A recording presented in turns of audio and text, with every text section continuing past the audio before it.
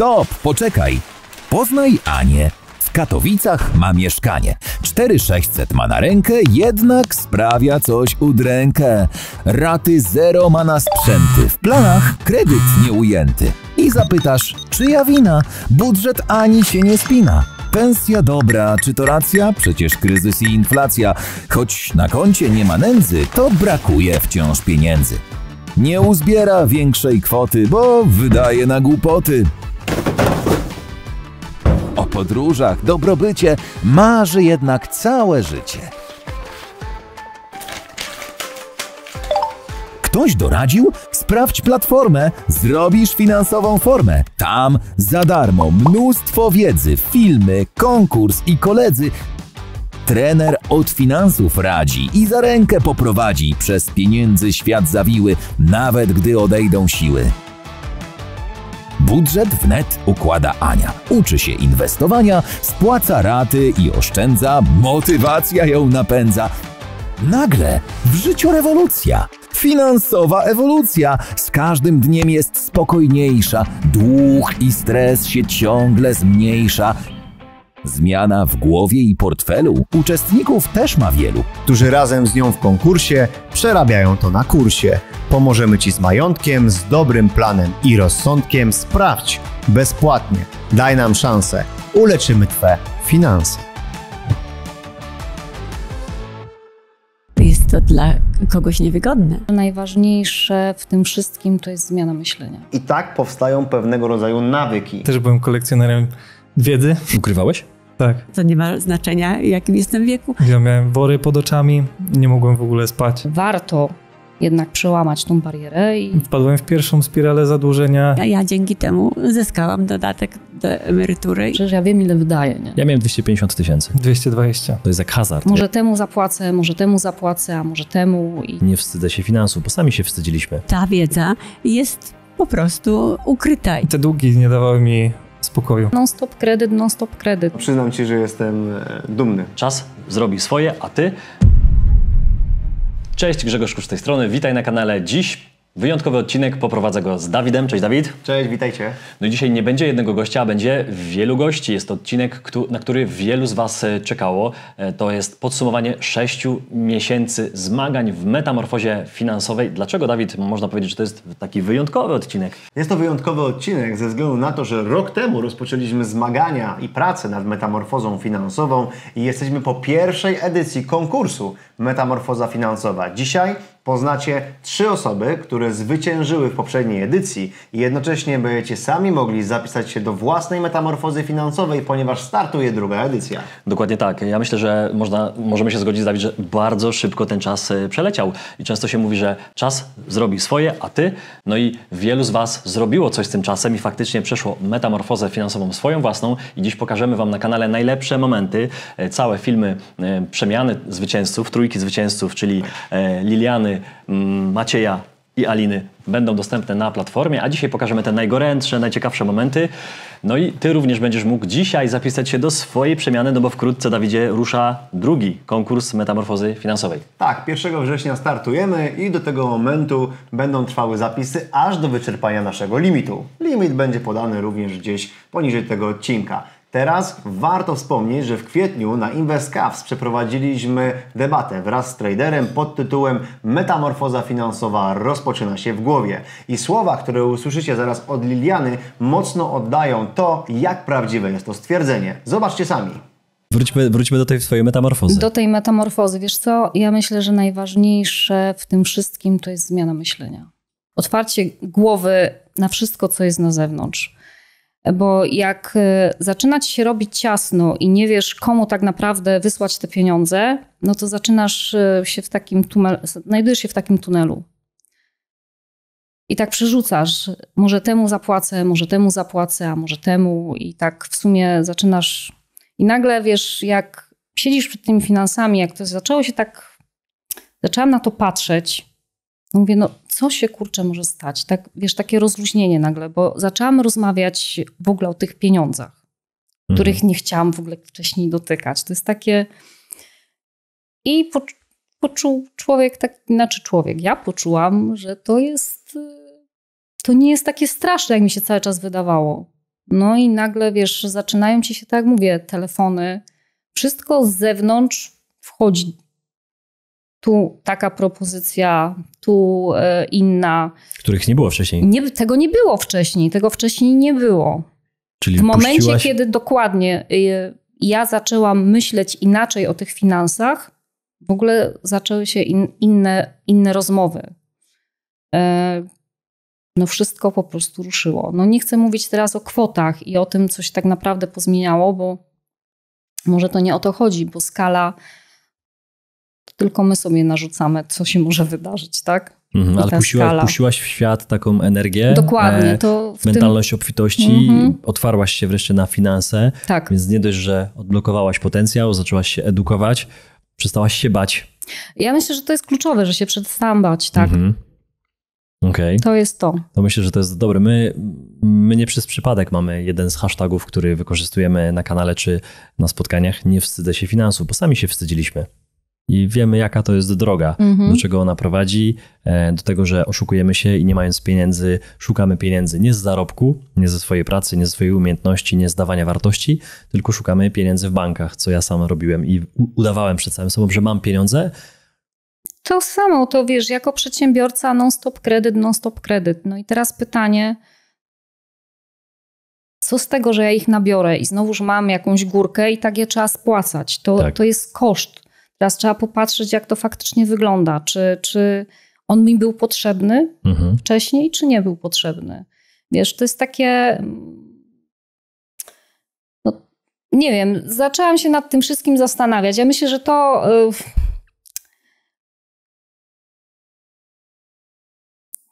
To jest jednak w głowie człowiekowi siedzi, że trzeba, wiesz, żyć tam na jakimś poziomie i pokazywać pewne rzeczy. Nie wiem, teraz trochę się zakałapućkałam. Ale dobrze, metamorfoza finansowa gdzie się zaczyna? W głowie. Metamorfoza finansowa zaczyna się w głowie. Tak, dokładnie. Nazywała się debata nasza na InvestCav, z którą prowadziliśmy z traderem. Ja wytłumaczyłem, że to będzie inne spotkanie niż do tej pory, bo tak naprawdę metamorfoza finansowa, zmiana finansowa i każda kolejna, każda inna, czy to zdrowotna, czy relacyjna, nie zaczyna się nigdzie, tylko w głowie, nigdzie indziej, tylko w głowie. Liliana powiedziała tutaj o odblokowaniu, Dawidzie, potencjału, o tym, że zaczęła rozmawiać o pieniądzach, że mimo może, że się bała, to zaczęła o tym rozmawiać. Troszkę się przyznała do swoich błędów finansowych wcześniej, co często ukrywamy i kredytami próbujemy zasypać, że jest dobrze. Jak ty byś ocenił tą wypowiedź? Bardzo fajna była ta wypowiedź, zresztą poznałem zwyciężczynię konkursu Metamorfozy Finansowej i wiem, że ta otwartość pozwoliła jej zbudować u siebie silniejszy mental, co zamanifestowało się tym, że finanse się polepszyły. Przyciąga nie tylko do siebie informacje dotyczące finansów, ale jest też otwarta na to, żeby coś u siebie zmieniać. A ta otwartość daje tą przestrzeń, że możemy uzyskiwać coś, na czym nam zależy. I tutaj warto już wspomnieć o kolejnej osobie, którą chcemy pokazać. I pamiętam, jak przeprowadzałem tą rozmowę. Jest to osoba, która jest najstarszym uczestnikiem pierwszego konkursu Metamorfozy Finansowej i jednocześnie laureatka konkursu, ponieważ uzyskała 3. miejsce w tym konkursie. Powiedziała wiele ciekawych słów, ale o tym, co ona powiedziała, więcej Wam powie Grzegorz. Pani Alina z perspektywy emerytowanej nauczycielki oceniła specjalnie dla nas poziom edukacji finansowej w Polsce. Jak pani myśli, dlaczego jest takie wyzwanie w Polsce odnośnie świadomości finansowej, edukacji finansowej? Jest pani nauczycielką, to pani wie, że tej edukacji nie było w szkolnictwie, nie ma nadal. Z jakiego powodu według pani? Z jakiego powodu? Nie ma tej edukacji w Polsce. Bo jest to dla kogoś niewygodne. Ja myślę, że od przedszkola powinna być ta edukacja. I kiedyś były jakieś takie namiastki, szkolne kasy oszczędności, takie, ale to było dawno, zbiórki jakichś surowców wtórnych czy czegoś, ale to było dawno. Gdyby ludzie byli wykształceni w dziedzinie finansowej czy gospodarki finansami, to na pewno by wiele zmieniło w naszym kraju, w ogóle na świecie. I dlatego ta wiedza jest po prostu ukryta i tylko jednostki, które mają jakieś inspiracje. Najczęściej z domu, bo w zasadzie to z domu wynosi się sposób gospodarowania pieniędzmi. Obserwujemy rodziców. To nie jest tak, że robią nam wykłady, tylko obserwujemy rodziców, co oni robią z pieniędzmi, jak gospodarują. I to właśnie przekłada się na dzieci. Natomiast absolutnie w szkole nikt o tym nie mówi, a zainteresowanie, tak jak podałam ten przykład, jest ogromne. Po prostu dzieci są tak bardzo podatnym materiałem do tego, żeby wprowadzić im tę wiedzę we właściwym okresie. Oczywiście na początku jakieś tam kupujemy skarbonki, a później ja ten przykład opowiem z własnej rodziny, bo też po rozmowach z panią Anią nawet kupiłam książkę o takich właśnie o dzieciach, tylko które mogą się edukować finansowo. I zaproponowałam mojemu młodszemu wnukowi, żeby zrezygnował z prezentów na Mikołaja. Urodziny ma też w okolicach świąt i na Boże Narodzenie. I żeby poprosił rodzinę o pieniądze zamiast prezentów. I ma 15 lat, więc zdecydował się na to zamiast kolejnych jakichś tam klocków Lego czy czegoś. I zebrał dosyć dużą sumę pieniędzy, resztę mu dołożyłam i kupił sobie komputer.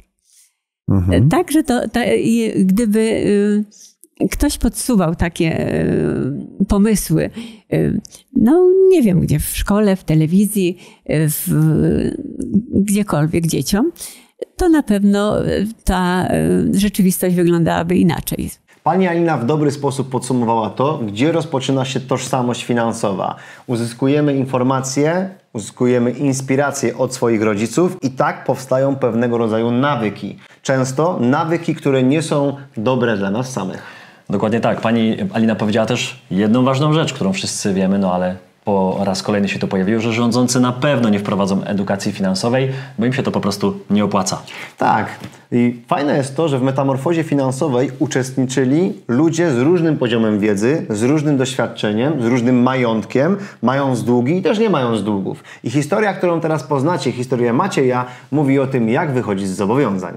Z jakiego ty poziomu startowałeś? No bo jeśli chodzi o wiedzę, to mówisz, że już czytałeś bloga tradera, że już coś wiedziałeś, interesowało cię to, ale tej praktyki nie było.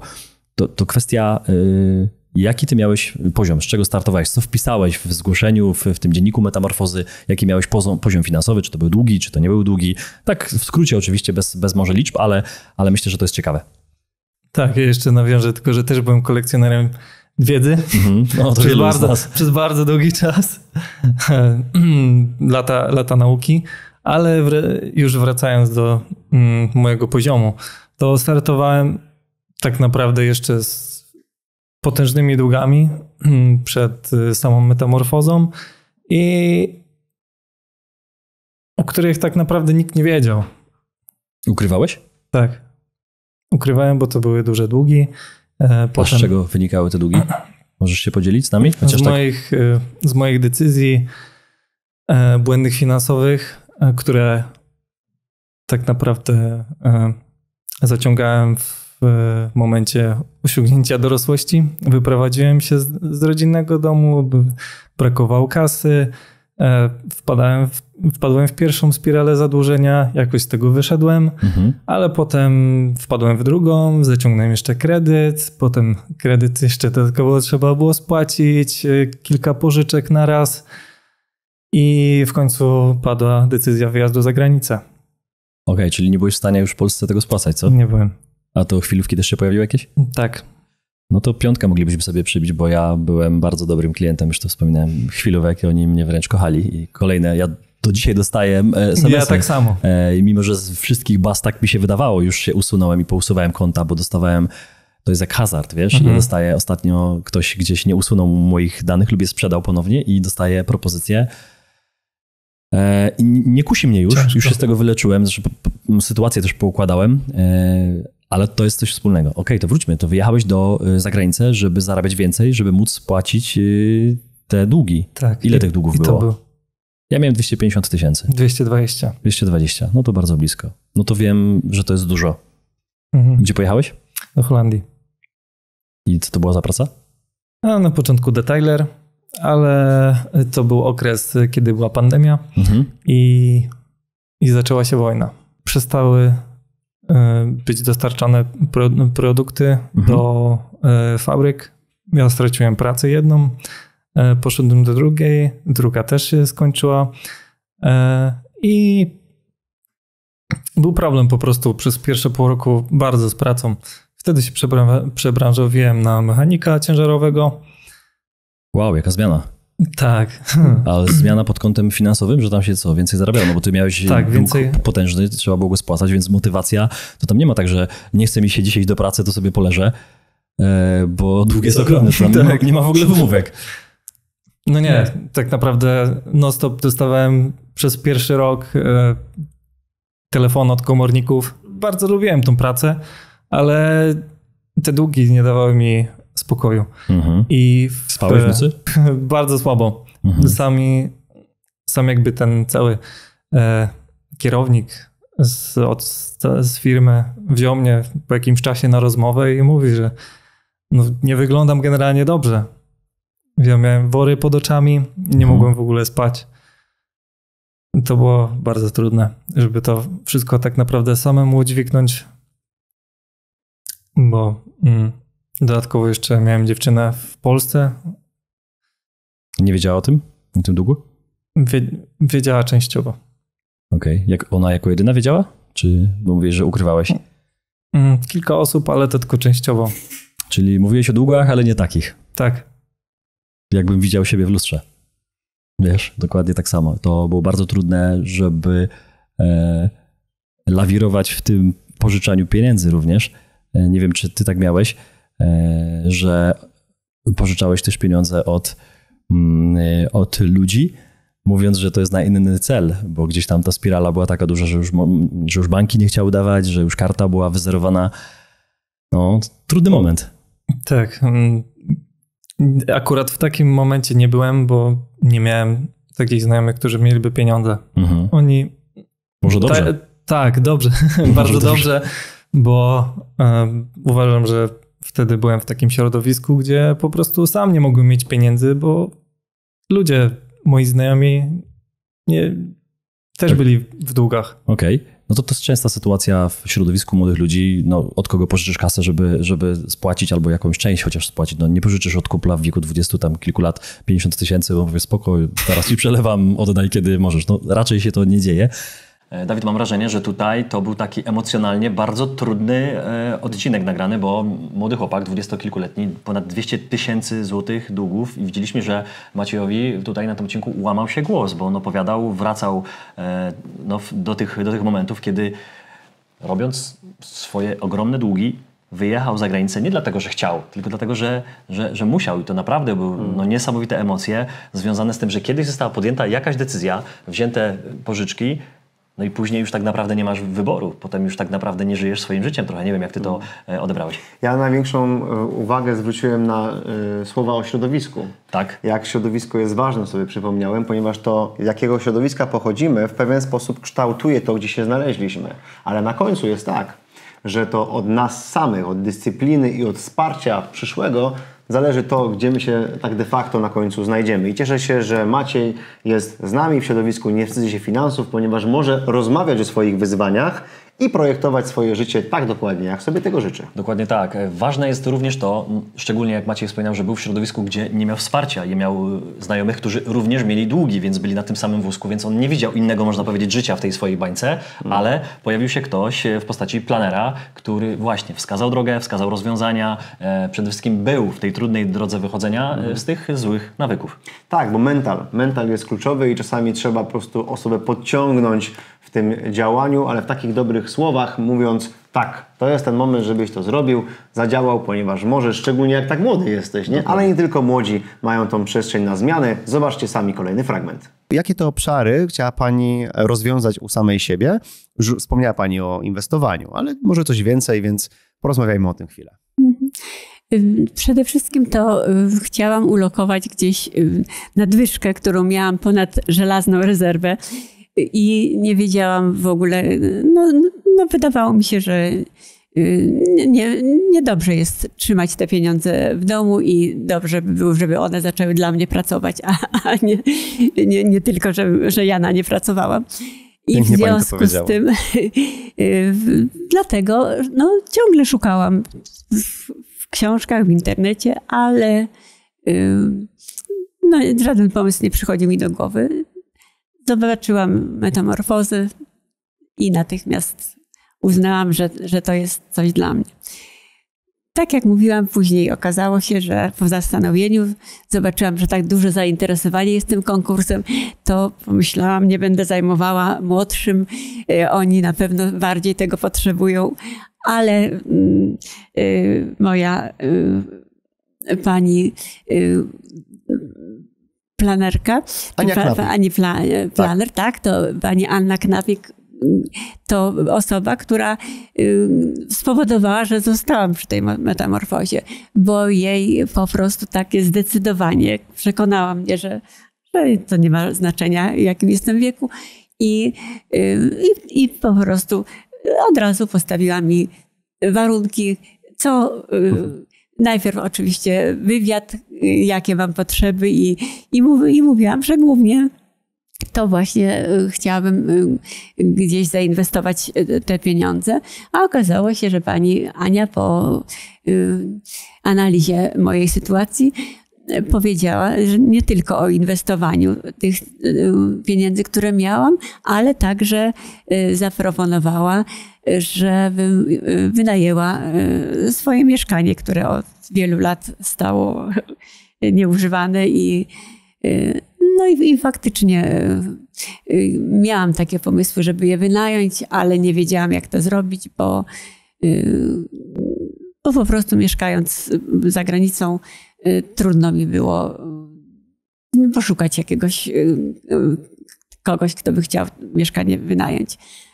Tym razem pani Ania Knapik poradziła mi, żebym zwróciła się do Biura Nieruchomości i tak zrobiłam i to był naprawdę dobry pomysł, ponieważ i Biuro Nieruchomości okazało się, że świetnie zaopiekowali się moją sprawą, że mogłam wyjechać i pozostawić całą klucze i cały dozór nad mieszkaniem i nad ewentualnymi wynajmującymi.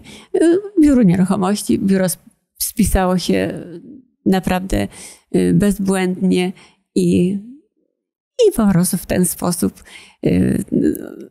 znaleźli się ludzie, którzy wynajęli moje mieszkanie. Jestem bardzo z tego wynajmu zadowolona, bo okazało się właśnie też, jak czyta się w internecie, kiedy chciałam wynajmować to mieszkanie, to każdy mówił i opowiadał mi takie niestworzone historie, jak to się źle kończy, to wynajmowanie, ile ludzie ponoszą strat i tak dalej. Ja po prostu trafiłam na genialnych ludzi. Współpraca nasza przebiega doskonale i po prostu i myślę, że będzie tak dalej. A ja dzięki temu zyskałam dodatek do emerytury i jest to dla mnie duża wartość, która będzie dalej jeszcze w moim życiu czyniła zmiany. W metamorfozie finansowej pojawiają się osoby, które mają zobowiązania finansowe i chcą z nich wyjść. Ale również osoby, które mają majątek, ale nie zagospodarowali go w odpowiedni sposób i tracą. A żeby nie tracić, trzeba zarządzać swoim majątkiem. I w każdym wieku można się tego nauczyć.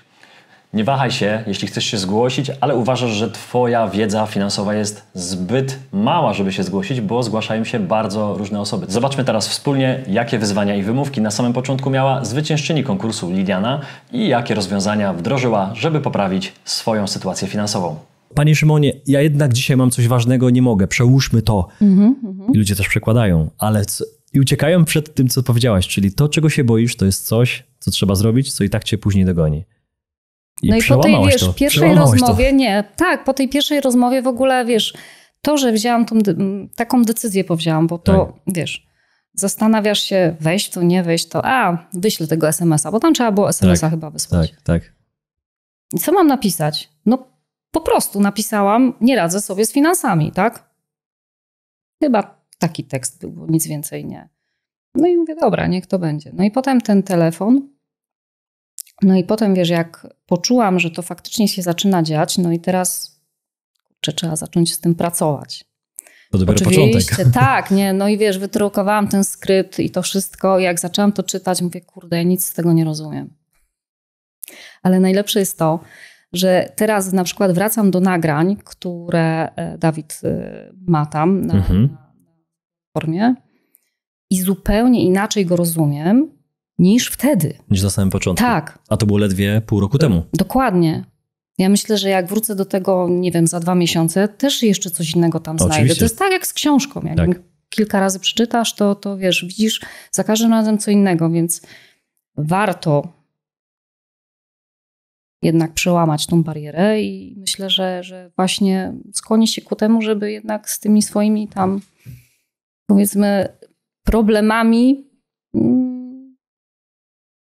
się zmagać, nie? Znaczy może nie zmagać, to jest, ale podjąć tą rękawicę, nie? Okej, wspomniałaś o tym, że jesteś przedsiębiorcą, wspomniałaś o tym, że miałaś ogromne wyzwanie, żeby opowiedzieć o tych swoich finansach.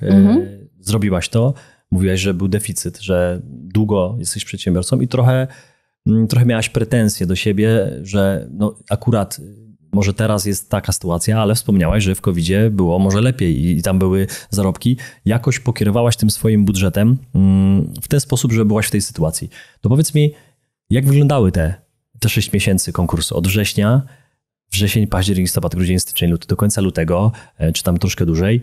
Co tak naprawdę zmieniło się? Ja nie mówię każdego tygodnia, ale co ty wdrożyłaś, czyli co zaczęłaś robić inaczej, że dziś jest taki wynik, że ty wygrałaś, że ty byłaś najlepsza, że to nie ja czy Dawid wybraliśmy, to niezależna kapituła, którą można znaleźć na stronie i to oni ze wszystkich zgłoszeń uznali, że to właśnie ty zrobiłaś to najlepiej, pokonałaś swoje właśnie przekonania, nawyki, strach, który był.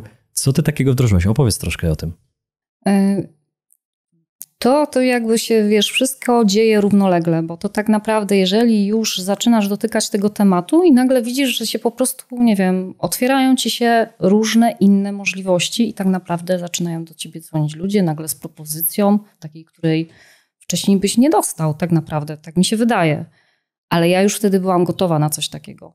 Bo jak już sobie zrobiłam, powiedzmy, plan i wiedziałam, że tego na przykład nie wolno ruszać, albo tu Szymon mówi, że trzeba to pilnować wydatków i tak dalej. Na początku sobie myślę, przecież ja wiem, ile wydaję, nie? Wszyscy wiedzą. Dokładnie, wszyscy wiedzą. Jak jest pytanie o konkretną liczbę, no to już jest trudniej, co? Tak. No i i to pilnowanie tego i nie wiem, przez tydzień, 2 mówię, nie będę tego pisać, nie? No i potem wracam do tego, ile ja tak naprawdę wydałam na przykład na zwykłe zakupy.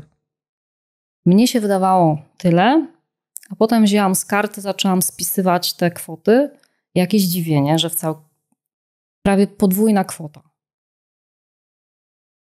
I się zastanawiam potem, w takim razie, jeżeli moje myślenie jest takie, że ja tu wydaję tyle, no to przepraszam bardzo, jak wygląda ta reszta. No i trzeba było po prostu usiąść.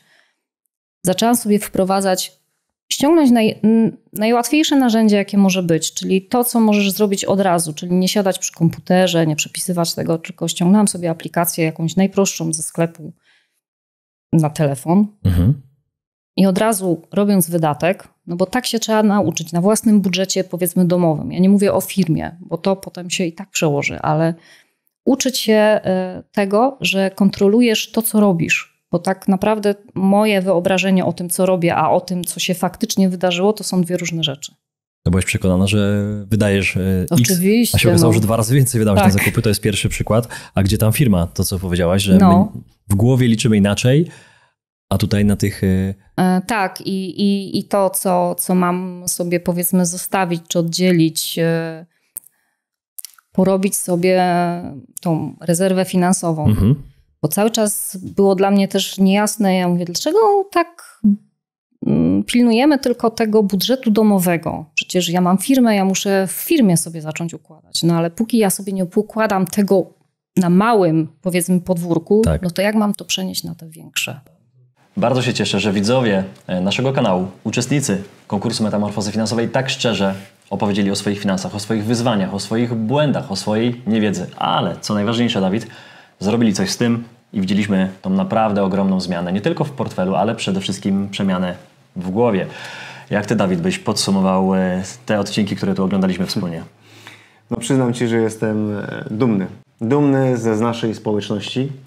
Dumny z uczestników Metamorfozy Finansowej pierwszego konkursu. Dumny z planerów, którzy przeprowadzili tych ludzi do własnych metamorfoz finansowych i jestem ciekawy, co będzie dalej, ponieważ przed nami jeszcze wiele rzeczy, które będziemy wspólnie tworzyli. A teraz twój ruch. Twój ruch, by dołączyć do naszej społeczności Nie wstydzę się finansów, a przede wszystkim do drugiej edycji konkursu Metamorfozy Finansowej. Jestem przekonany, jeżeli podejdziesz do tego poważnie i zaangażujesz się, by zrewolucjonizować swoje finanse osobiste, tak masz tą przestrzeń, by z nami tego dokonać. Zapraszamy, zapisy są w linku pod odcinkiem. Czekamy na Ciebie, pomożemy Ci w tej niełatwej drodze. Do zobaczenia. Cześć! Dziękujemy, że byłeś z nami. Jeśli wciąż odczuwasz dreszcz emocji po naszym show, nie krępuj się pokazać nam tego palcem w górę i zasubskrybować kanał, abyś nie przegapił kolejnych filmów. Nie zapomnij też zanurzyć się w wcześniejszych odcinkach na naszym kanale lub posłuchać ich w formie podcastu. Do zobaczenia!